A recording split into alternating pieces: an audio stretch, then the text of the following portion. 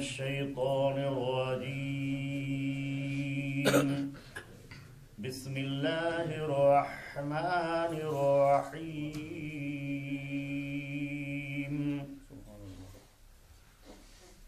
ما كان للنبي والذين آمنوا أن يستغفروا للمشركين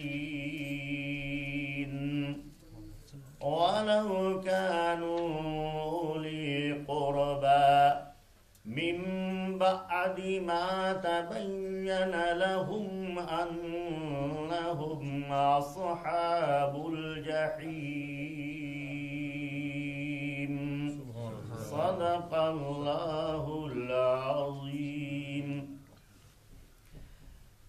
سورۃ التوبہ کی آیت نمبر 113 کی تلاوت آپ نے سماعت فرمائی.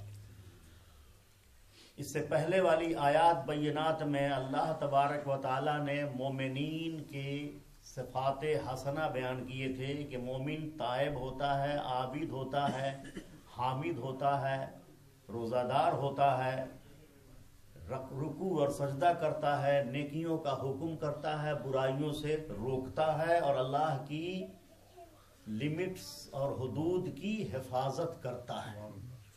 اور اس کے بعد فرمایا تھا کہ ایسے مومنین کو بشارت دے دو اے نبی صلی اللہ علیہ وسلم. اب یہاں پر چونکہ اس صورت کے اندر منافقین، مشرکین اور کفار کے ساتھ مجادلہ ہے، قسم کا حق و صداقت کا بیان ہے، اس لیے اب یہاں پر ان رشتہ داروں کے بارے میں اللہ نے آیت اتاری ہے جو بے ایمانی کی حالت میں مر گئے، ان کے لیے کیا ہوگا. آپ کو معلوم ہے کہ صحابہ کرام حضور علیہ السلام تشریف لائے تو اب جو ایمان لے آئے تو فیملیاں ڈیوائیڈ ہو گئیں. بیٹا مسلمان ہوا، کسی کا باپ کافر تھا. چچا مسلمان ہو گیا، بھتیجا کافر تھا. ایک ہی فیملی میں کوئی مومن ہے، کوئی کافر ہے، کوئی مشرک ہے، کوئی منافق ہے. تو احکام اس کے لیے چاہیے. اس سلسلے میں یہ سنیے کہ حضرت ابو طالب جو نبی کریم صلی اللہ علیہ وسلم کے نہایت مخلص، حفاظت کرنے والے، جان قربان کرنے والے تھے. عبد المطلب نے فرمایا تھا کہ اپنے بھائی یعنی عبداللہ کے یتیم کی حفاظت ابو طالب تیرے ذمہ ہے. ابو طالب اور عبداللہ ایک ماں کے بیٹے تھے. تو اس مناسبت سے جو نسبت ابو طالب کو اور جو قرابت اور محبت حضور سے ہو سکتی تھی وہ اور بھائیوں کو جو دوسری بیویوں سے تھی نہیں ہو سکتی تھی. بڑا اچھا انتخاب تھا ان کا. تو ابو طالب نے بھی حق ادا کر دیا. گو کھل کر کلمہ نہیں پڑھا، لیکن حفاظت کا حق ادا کر دیا. جب تک ابو طالب زندہ تھے اس وقت تک مشرکین کو ہمت نہیں ہوئی کہ نبی کریم صلی اللہ علیہ وسلم پر کھل کر زیادتی کریں. تو ابو طالب بیمار ہوئے تو آپ صلی اللہ علیہ وسلم تشریف لے گئے. بیماری آخری بیماری تھی تو گئے تو دیکھا کہ ابو جہل اور اس جیسے دوسرے مخالفین پہلے سے بیٹھے ہوئے ہیں. حضور تشریف لے گئے اور کہا کہ چچا ابو طالب میرے سامنے لا الہ الا اللہ پڑھ دیجئے، میں سن لوں، گواہ بن جاؤں.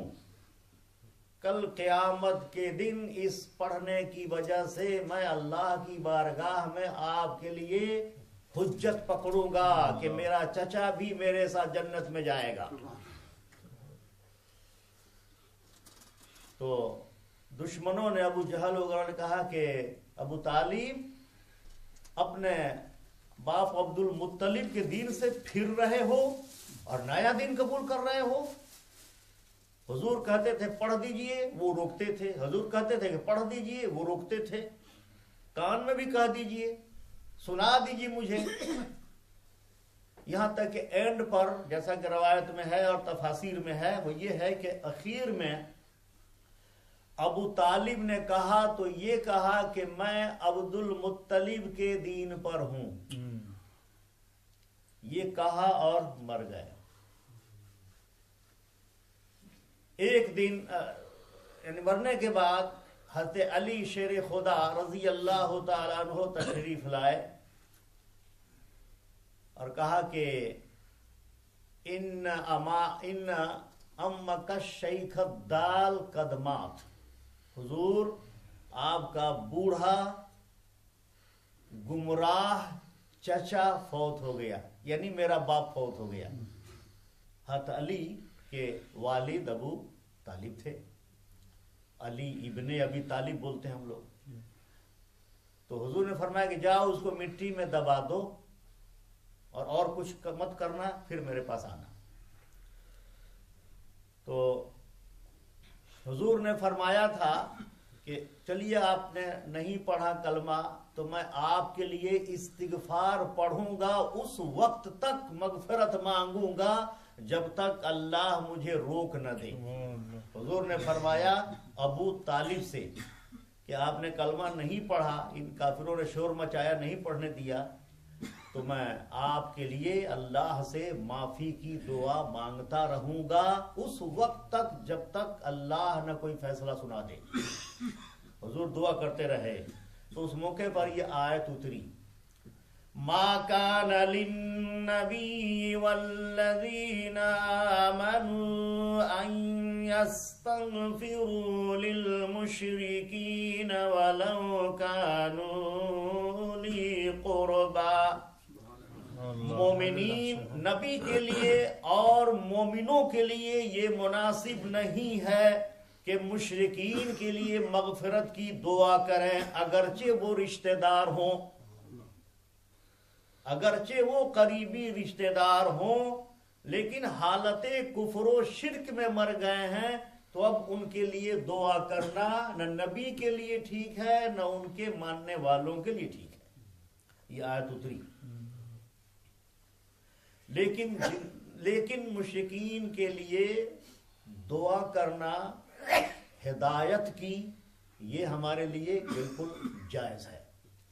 فرض کیجئے کسی کا باپ چچا رشتہ دار گمراہ ہے تو دعا کر سکتے یا اللہ میرے فلاں رشتہ دار کو گمراہی سے نکال دے، گمراہوں کے ساتھ جا رہا ہے ان کو ادھر سے نکال دے، ہدایت دے، ان کو صحیح راہ پہ لگا دے.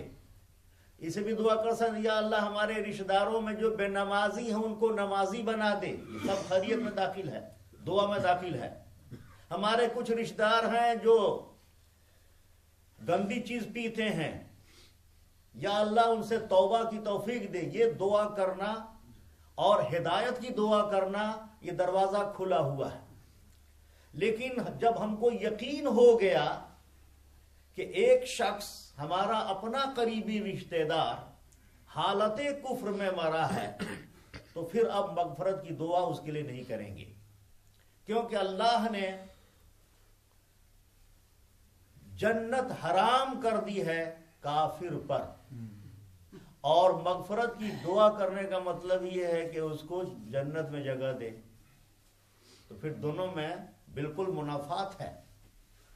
تو یہ دعا کرنی چاہیے کہ ہدایت دے، مغفرت کی دعا نہیں کریں گے جب یقین ہو جائے کہ شرک اور کفر پہ مرا ہے. تو ایسے کوئی مسلمان مرا تو کتنا ہو گنہگار کیوں نہ ہو، ہم اس کے بارے میں بے ایمانی کا حکم نہیں لگا سکتے. یہ قطعاً غلط ہے. اسی طرح سے یہ مسئلہ بھی سن لیجئے کہ ایک مسلمان آپ کے محلے میں، ہمارے محلے میں، ہمارے علاقے میں بہت زیادہ گنہگار ہے، کچھ بھی ہو، خودکشی بھی کر لے وہ، پھر بھی اس کے مرنے کے بعد ہم کفر کا فتویٰ نہیں لگا سکتے جب تک ہمیں آفتاب کی طرح یقین نہ ہو جائے۔ اور جب وہ مر جائے تو اس کا نہلا دھلا کر جنازہ پڑھ کر مسلمان کے قبرستان میں دفن کرنا زندوں پر فریضہ ہے، چھوڑ نہیں سکتے۔ تو حضور نے فرمایا تھا کہ زمین میں دبا دو، باضابطہ اس جیسے نہیں کہ دبا دو۔ تو اس موقع پہ یہ آیت اتری تو حضور صلی اللہ علیہ وسلم نے پھر استغفار چھوڑ دیا، اور وہ صحابہ جن کے رشتہ دار جنہوں نے بڑی مدد کی تھی لیکن نبی علیہ السلام کی مخالفت کی تھی اور حالت کفر مر گئے، انہوں نے بھی دعا بند کر دی، اور یہ بالکل صحیح بات ہے۔ اب ایک بات اور سن لیجیے، کچھ لوگ کہتے ہیں، ایک روایت میں بھی ہے، حضور پر نور صلی اللہ علیہ وسلم نے فرمایا ہے کہ میں نے اللہ سے درخواست کی کہ میں اپنی ماں کی قبر پہ جاؤں تو اللہ نے روک دیا، اور اس میں ایک لفظ یہ ہے کہ جہنم میں والے جانوں کے لیے مت جائیے وہاں، یعنی گویا حضور کی والدہ کو اہل نار کہا گیا ہے۔ یہ روایت ہے، کچھ لوگ اس کو نہایت بے خوف ہو کر بیان کرتے ہیں، لیکن ابن حجر محدث کہتے ہیں کہ حضور کے والدین کے بارے میں جو اس قسم کی روایتیں آئی ہیں ان کے بارے میں اور ان راویوں کے بارے میں جن راویوں سے اور طریقوں سے وہ حدیثیں آئی ہیں، میں نے کافی غور کیا ہے۔ میں نے غور کیا تو یہ دیکھا ہے کہ ہر حدیث میں کوئی نہ کوئی علت ضرور ہے، اس لیے قابل اعتبار نہیں ہے۔ وہ لوگ زمانہ فطرت میں فوت ہوئے تھے، یعنی اس زمانے میں فوت ہوئے تھے جس زمانے میں نبوت کا اعلان نہیں ہوا تھا۔ عیسیٰ علیہ السلام کو گئے ہوئے دنیا سے 500 سال ہو گئے تھے، اور حضور آئے تو ابھی آپ نے اعلان نہیں فرمایا تھا۔ اعلان فرمایا بھی تھا تو اعلان کہاں فرمایا تھا، اعلان کا تو سنا ہی نہیں انہوں نے۔ تو فطرت کے زمانے میں جو لوگ فوت ہو گئے، کسی نبی کے پیغام کے سننے سے پہلے، ان کے بارے میں اب اللہ ہی فیصلہ کرے گا۔ لیکن اہل سنہ والجماعہ اس بات پر متفق ہیں کہ حضور کے والدین ماجدین کو کچھ نہ کہا جائے۔ ہمیں کچھ کہنے کے لیے حضور کے ماں باپ ہی مل گئے ہیں، کوئی اور نہیں ہے۔ حضور علیہ السلام کے ایک دشمن ابو جہل کا بیٹا اکرمہ مسلمان ہو گیا تو حضور نے فرمایا کہ اکرمہ کے سامنے ابو جہل کی برائی مت بیان کرنا، کیونکہ خون کھینچتا ہے، ہو سکتا ہے اس کو برا لگے گا، اور ہو سکتا ہے کہ یہ کچھ نہ کچھ کر دے، فیڈ اپ ہو جائے، ہو سکتا ہے اسلام ہی چھوڑ دے۔ تو اس لیے اکرمہ کے سامنے اس کے باپ ابو جہل کی برائی بیان مت کرو۔ تو اسی طرح سے ہم اور آپ بھی اسٹیج پر چڑھ کر کے اور نبی کے چچا اور نبی کے دادا اور نبی کے باپ اور نبی کی ماں کا کفر بیان کرتے پھریں، یہی ایک عنوان رہ گیا آپ کے لیے؟ کیا اسے نبی کے دل کو ٹھیس نہیں پہنچے گی؟ ہمارے نبی کا دل بھی دکھے گا۔ اتنا احترام نہیں ہے کہ جس نبی کا ہم کلمہ پڑھتے ہیں اس نبی کے والدین کو اچھے لفظ سے یاد کریں۔ اللہ جانے وہ کیا کرنے والے تھے۔ موتی اللہ تعالیٰ ہر سیٹ میں نہیں رکھتا، اللہ چوز کرتا ہے۔ حضور نے فرمایا کہ میں ہمیشہ پاک پیٹھوں سے پاک رحموں میں منتقل ہوتا ہوا آیا ہوں۔ غور کریں، میرا جو اصل مادہ ہے پاک پیٹھ میں رہا، اور جس خاتون کے حوالے ہوا وہ رحم پاک تھا۔ اللہ اکبر۔ اب اس سے پڑھ کے کیا چاہیے؟ حضور نے خود اپنے باپ دادا کے پیٹھ اور ماں کی رحموں کی باقی بیان کی ہے. تم کون ہے تو اسٹیج پہ کھڑا ہو کر کے یہ کہنے کے فلاں ایسا تھا تو فلاں ایسا تھا. ہمارے نبی کو تکلیف ہوتی ہے، اس لیے ہم یہ غلط بات نہیں کریں گے. ہمارے نبی علیہ السلام گئے تھے اور روئے تھے قبر پر. حضور علیہ السلام اپنی والدہ ماجدہ کی قبر پہ گئے تھے، ہمیں بھی رلائی آتی ہے نا. ہمارے نبی علیہ السلام جن کے قدم کی برکت سے ہمیں ایمان ملا ہے، وہ گئے اور فرماتے ہیں کہ میں گیا تو مجھے اس محبت نے پکڑ لیا جو انسان کو والدہ کی محبت پکڑتی ہے اور روتا ہے، تو میں رویا. اور صحابہ بھی رونے لگے کہ حضور روتے ہیں. تو حضور علیہ السلام روئے، اور ہمارے علماء کہتے ہیں کہ دعا کی درخواست کی مغفرت کی، تو حضور نے روک دیا کہ کیا ضرورت ہے، بخشی ہوئی ہے، بخشے ہوئے کے لیے کیا دعا کرو گے، روک دیا. تو ہمارے نبی صلی اللہ علیہ وسلم سب حضور کے قدم کی برکت ہے. آپ کے احسانات کو ہم چکا نہیں سکتے.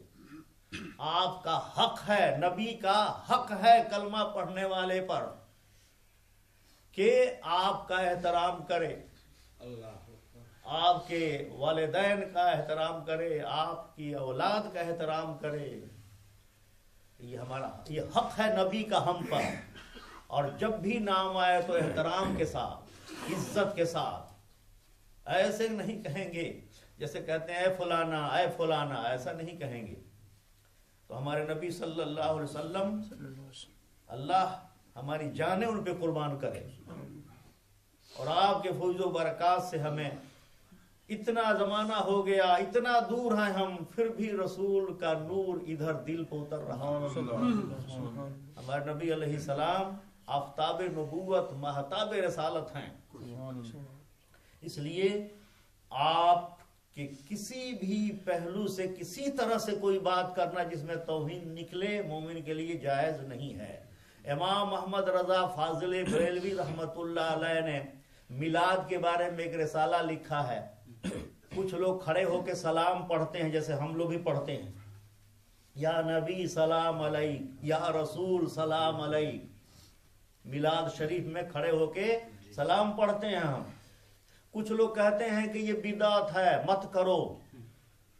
تو اس کا جواب لکھا انہوں نے کہ اور حوالہ دیا، امت کے بڑے بڑے علماء کے حوالے سے بیان کیا کہ کل ما کان ادخل فی الادب والاجلال کان خیرا فہو خیر.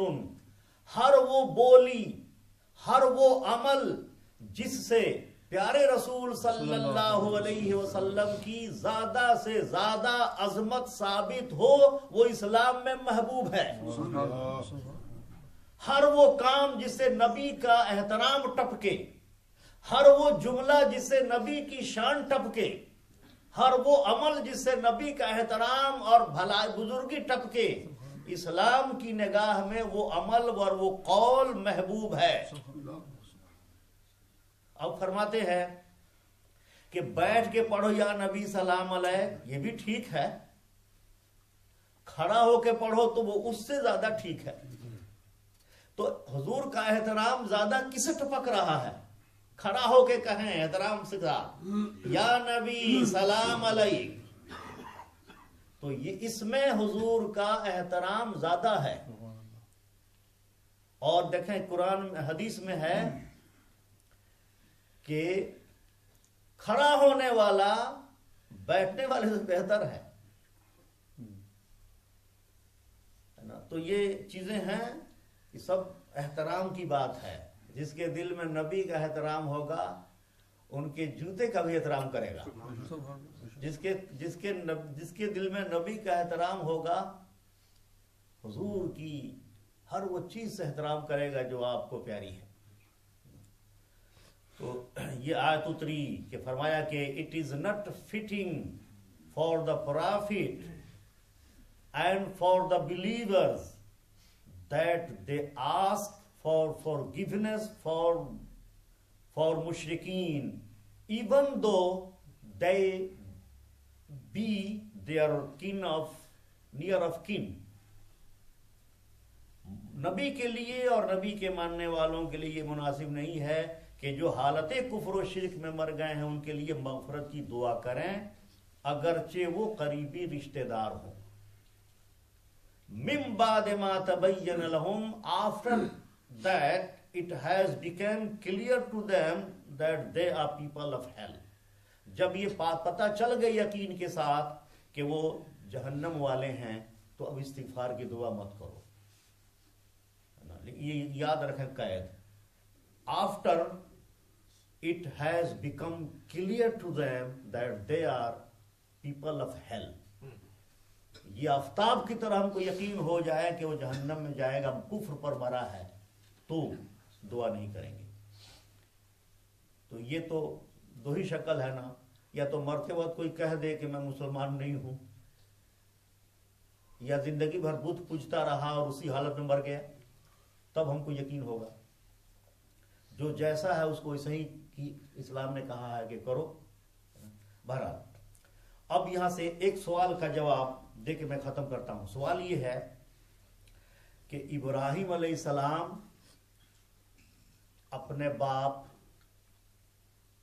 تارو کو کہیے, یہ آزر کہیے, جو کہیے, اس میں اختلاف ہے, لیکن ہم اس کا اختلاف کی طرف نہیں جاتے. قرآن میں جو لفظ ہے وہی میں اس کا ترجمہ کرتا ہوں کہ اپنے باپ آزر سے کہا کہ آزر بت پوجتے ہو, بت بناتے ہو, تم اور تمہارے ماننے والے سب گمراہ ہیں, اس کو چھوڑو, میں اللہ کی طرف سے سچی توحید لے کر آیا ہوں, اس کو مانو.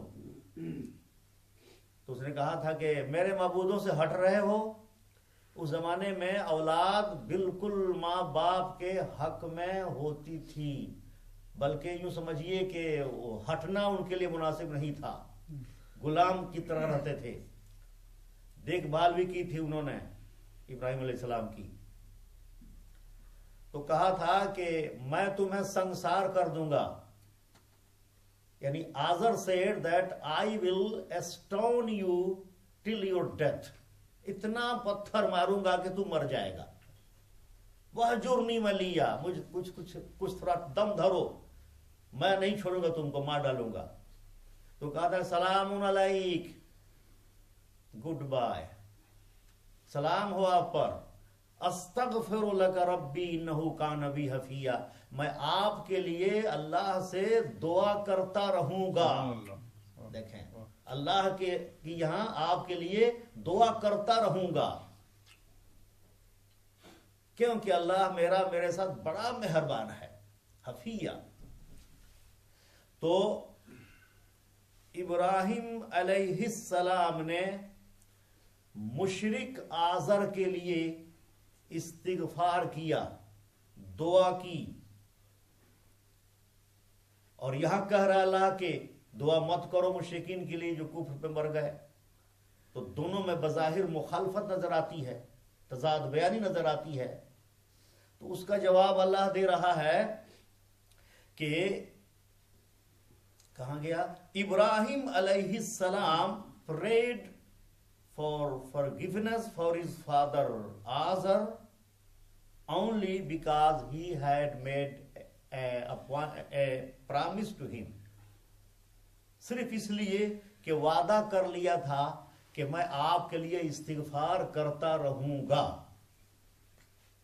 یہی آیت میں نے پڑھی ہے سورہ مریم کی کہ استغفر لک, میں آپ کے لیے مغفرت کی دعا کرتا رہوں گا. وعدہ ہی ہے نا, آپ جائیں یہاں سے اور میں کہوں کہ جناب آپ جائیں لیکن میں آپ کے لیے دعا کرتا رہوں گا, تو وعدہ ہے یہ.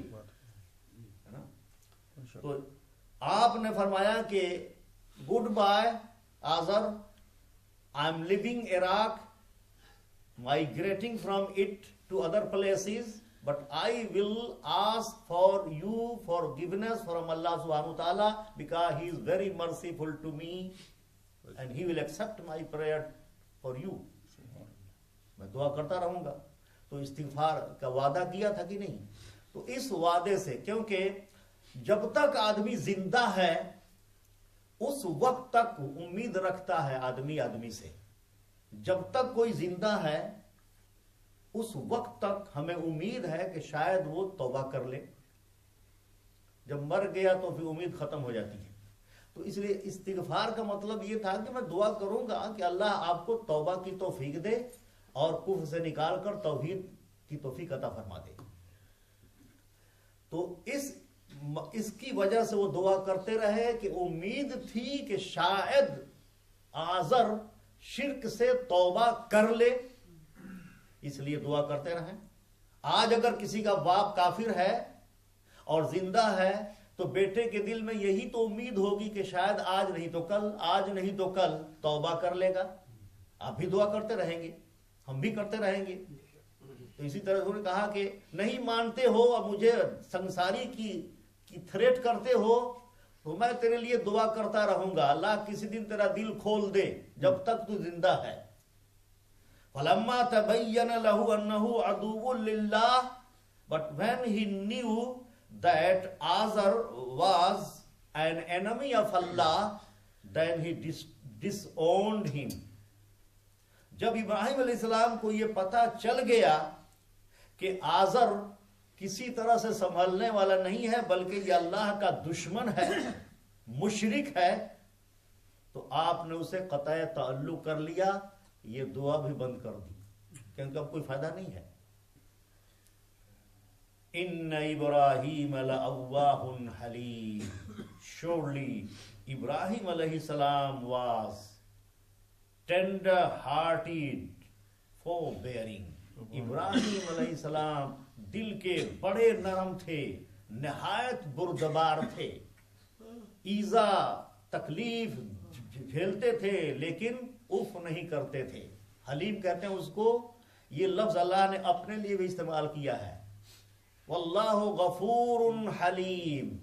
اللہ غفور ہے، گناہوں کو معاف کرتا ہے، حلیم بندوں کی زیادتیاں دیکھتا رہتا ہے، رزق نہیں بند کرتا، دیتا رہتا ہے، کھلاتا رہتا ہے، آرام سے سلاتا ہے، پلاتا ہے. جو آنکھیں دل دماغ دیے ہیں وہ سب محفوظ رکھتا ہے، چھینتا نہیں. حلیم نہ ہوتا تو یہ سب چھین لیتا. ایک گناہ کیا کسی نے، اللہ نے ہاتھ توڑ دیا، آنکھ لے لی، ٹانگ توڑ دی، لیکن اللہ تعالی ہمارے سارے گناہوں کو دیکھتا ہے. کافر کا کفر، مشرک کا شرک، ملحد کا الحاد، زندیق کا زندقہ دیکھتا رہتا ہے اور نہ روزی بند کرتا ہے نہ کوئی نعمت چھینتا ہے. اس کو کہتے ہیں حلیم. حلیم جو سب دیکھے اور اگنور کر دے. اور ایک اچھی بات اس موقع پہ یاد آئی. حضرت مولانا عبد الرحمن جامی رحمت اللہ علیہ نے نفحات الانس میں لکھا ہے کہ قیامت کے دن کچھ بندے گنہگار آئیں گے تو اللہ فرمائے گا کہ تیرے پاس کچھ نہیں ہے لیکن فلاں میرے دوست کو تو جانتا تھا. جی یا اللہ میں تیرے فلاں دوست کو جانتا تھا اور تھوڑی دل میں بھی تھی. تو کہا کہ جاؤ میں اس کی وجہ سے تم کو معاف کرتا ہوں. روایت ہے، جاؤ میں اس کی وجہ سے تجھے معاف کرتا ہوں. الحمدللہ. ایک طرف قلب دل چڑیے ہمارا، بقول مولانا امام احمد رضا فاضلی بریلوی رحمت اللہ علیہ، وہ کہتے ہیں کہ میرے دل کو چیر کر کاٹ کر دیکھو گے تو ایک حصے پر لکھا ہوگا لا الہ الا اللہ اور دوسرے پہ لکھا ہوگا محمد رسول اللہ. دونوں کو جوڑ دو تو میرا دل بنا ہے. ایک طرف توحید، ایک طرف رسالہ، دونوں کو ملاؤ تو مومن بنتا ہے. خالی توحید ہو رسول نہ ہو تو ایمان نہیں. دونوں کو ملاؤ تو میرا دل ایسا ہے کہ ایک ٹکڑے پر لا الہ الا اللہ مرقوم ہے، دوسرے ٹکڑے پر محمد رسول اللہ مرقوم ہے. الحمدللہ ہمارا دل بھی اپنے ظرف کے مطابق ایسا ہی ہے. تو نبی سے محبت، یہ ابوبکر صدیق ہیں، یہ حضرت عمر ہیں، یہ عثمان ہیں، یہ علی ہیں، یہ حسن ہیں، یہ حسین ہیں، یہ ابوذر غفاری ہیں، یہ مقداد ابن اسود ہیں، یہ اللہ والے صحابہ، ان سے بھی عقیدت ہے. یہ تابعین ہیں، یہ اولیاء کرام ہیں، یہ غوث الاعظم ہیں، یہ خواجہ معین الدین چشتی اجمیری ہیں، یہ شیخ شہاب الدین سہروردی ہیں، یہ خواجہ بہاؤالدین نقشبند ہیں، یہ سارے بزرگوں سے عقیدت اور محبت ہے. امید ہے کہ اللہ تعالیٰ فرمائے گا ان ولیوں کی محبت کی وجہ سے تم کو بھی بخشا. شنیدم کے در روز امید بیم بدارا ببخشد بطفیل بدارا ببخشد بنے کا کریم. بروں کو اللہ تعالیٰ جو کریم ہے رحیم ہے نیکوں کے طفیل بخش دیتا ہے. شیخ سعدی نے یہ شعر کہا ہے ہم جیسوں کے لیے. میں نے یہ سنا ہے کہ جس دن امید اور خوف کا عالم ہوگا لوگ ڈرتے ہوں گے اس دن اللہ تعالیٰ بروں کو نیکوں کے طفیل بخش دے گا. جامی کی روایت کردہ یہ حدیث اپنی جگہ پر ہے کہ اللہ فرمائے گا جاؤ میں نے اس ولی کو جو میرا دوست تھا تو جانتا تھا میں نے بخش دیا. ہمیں بھی امید ہے. غوث الاعظم نے تو فرمایا ہے کہ اللہ نے مجھے ایک رجسٹر دی ہے جس میں میرے عقیدت مندوں اور محبت کرنے والوں کا نام ہے. تو سب کو جنت میں لے جائیں. تو آپ غور کریں کہ یہ ہے حلیم کا لفظ. اللہ اپنے آپ کو حلیم کہتا ہے. ابراہیم علیہ السلام حلیم تھے, حلیم ہیں. یہ صفت لفظ حلیم خاص اللہ کے لیے نہیں ہے. اللہ تعالیٰ یہ بندوں کو بھی دیتا ہے اور خود حلیم ہے. ذاتی طور پہ حلیم وہ ہے, عطائی طور پہ بندہ ہے. اللہ فرماتا ہے کہ ان اللہ بالناس لرؤوف الرحیم. اللہ مومنوں پر رؤوف ہے, رحیم ہے. اور حد درجے کی بات ہے جس میں ایمان کو جوش آتا ہے کہ فرمایا کہ ہمارا نبی بھی صلی اللہ علیہ وسلم بالمومنین رؤوف الرحیم, یہ بھی مومنوں پر رؤوف الرحیم ہے. اللہ فرماتا ہے کہ میں ذاتی طور پر دنیا کے تمام انسانوں پر رؤوف الرحیم ہوں اور میری عطا سے میرا پیغمبر اپنے ماننے والوں پہ رؤوف الرحیم ہے. یہی لفظ اپنے نبی کو بھی دیا ہے. تو اللہ یہ دیکھیں بندے کے لیے حلیم کا لفظ بیان کر کے بتا دیا کہ بندہ جب میرے دینے سے اتنا حلیم ہے کہ اپنے رشتہ داروں دوستوں ساتھیوں کی زیادتی دیکھتا رہتا ہے اور اگنور کرتا ہے تو میں کتنا حلیم ہوں گا. اتنا بڑا حلیم ہوگا کہ آخری بات عرض کر دوں کہ حضرت ابو بکر شبلی جنید بغدادی کے خلیفہ ہیں. ان سے پوچھا گیا کہ اللہ کے بارے میں ہم کہتے ہیں کہ یا اکرم الاکرمین, اے کریموں سے بڑھ کر کریم. اکرم الاکرمین کا مطلب کیا ہے؟ What does the word Akram الاکرمین mean؟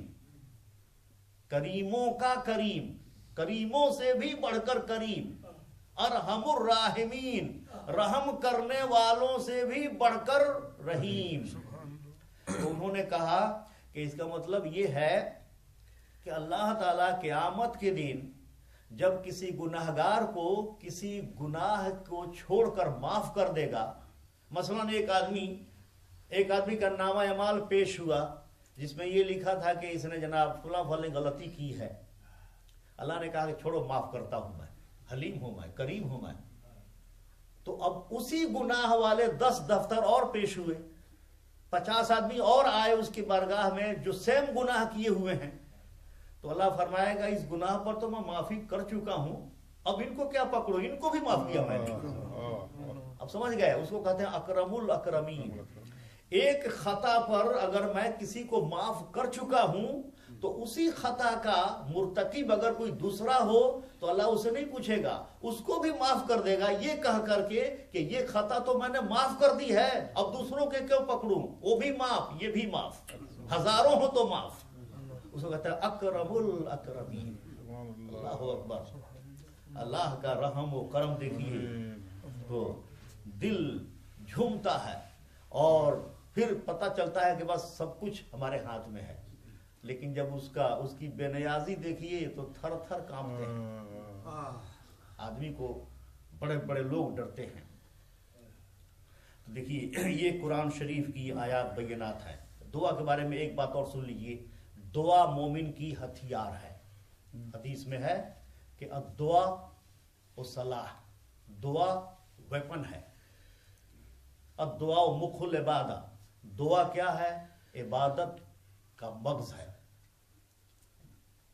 تو اسلحہ کہا گیا ہے. مثال کے طور پر ہم اب اس سفر میں جائیں، اور میں نے خود تجربہ کیا ہے، نماز کا ٹائم ہو گیا تو جس کا پہلے سے وضو وغیرہ ہو تو جلدی نماز پڑھ لیتا ہے، جس کا وضو نہ ہو تو وہ شش و پنج میں پڑ جاتا ہے کہ کہاں پر وضو کروں، کہاں پڑھوں، پرابلم ہوتا ہے اس کو. تو وضو بھی ایک قسم کا، جو وضو پہ ہو اللہ جس کو توفیق دے، تو حضور نے فرمایا کہ وہ سپاہی آرمڈ ہے، آرمڈ فورس، مسلح سپاہی ہے، وہ جہاں چاہے پڑھ لے گا. اور جس کے پاس وضو نہ ہو تو وہ بغیر اسلحہ کے ہوتا ہے. دعا بھی کیا ہے؟ اسلحہ ہے. اور حضور نے فرمایا کہ دعا سے اللہ کا فیصلہ ٹل سکتا ہے. حدیث میں ہے الدعاء یرد القضاء، دعا ٹال دیتی ہے قضا کو، فیصلے کو، اللہ کے فیصلے کو. کیونکہ جس نے فیصلہ لکھا ہے وہ اللہ اس بات پہ قادر ہے کہ مٹا دے. یمح اللہ ما یشاء و یثبت، جو چاہے مٹا دے، جو چاہے رکھے. کوئی اپوزیشن اس کا ہے ہی نہیں، نہ خزانے میں کمی ہے، نہ کوئی پوچھنے والا ہے کہ کیوں معاف کیا، اپنا لکھا کیوں مٹایا. اس لیے اہل سنہ والجماعت کا عقیدہ ہے کہ السعید قد یشقا والشقی قد یسعد، جو نیک بخت ہے ہو سکتا ہے بدبخت ہو جائے، اور جو بدبخت ہے ہو سکتا ہے کل نیک ہو جائے. اس لیے دعا کبھی نہیں چھوڑنی چاہیے. الدعاء مخ العبادہ. سبحان اللہ. اللہ تعالی ہم سب کو عمل کی توفیق عطا فرمائے. اللهم صل على سيدنا ومولانا محمد معدن الجود والكرم وآله وبارك وسلم. یا اللہ، یا رحمان، یا رحیم، یا حی، یا قیوم، اپنے فضل کرم لطف اور احسان سے نماز ظہر با جماعت اور درس قرآن اپنی بارگاہ میں مقبول اور منظور فرما، اور اپنے لطف و احسان سے ہم سب کو قرآن حکیم پڑھنے، پڑھانے، سمجھنے، سمجھانے اور اس پر عمل کرنے کرانے کی توفیق عطا فرما. قرآن حکیم کے طفیل ہم سب کے حال ظاہر اور حال باطن پہ کرم کا مہ برسا. اس قرآن کو ہم سب کے لیے، ہم سب کے بال بچوں کے لیے اور ہر مسلم اور مسلمان کے لیے نور و سرور بنا، اور اس کی برکتوں سے دارین کی سعادتیں عطا فرما. بیماروں کو شفائے کلی عطا فرما، پریشان حالوں کی پریشانیاں دور فرما، اور اس قرآن کی برکت سے دنیا میں امن و سکون کی فضا پیدا فرما. وصلی اللہ تعالی علی خیر خلقہ سیدنا و مولانا محمد و آلہ و صحابہ اجمعین بحق لا الہ الا اللہ محمد رسول اللہ.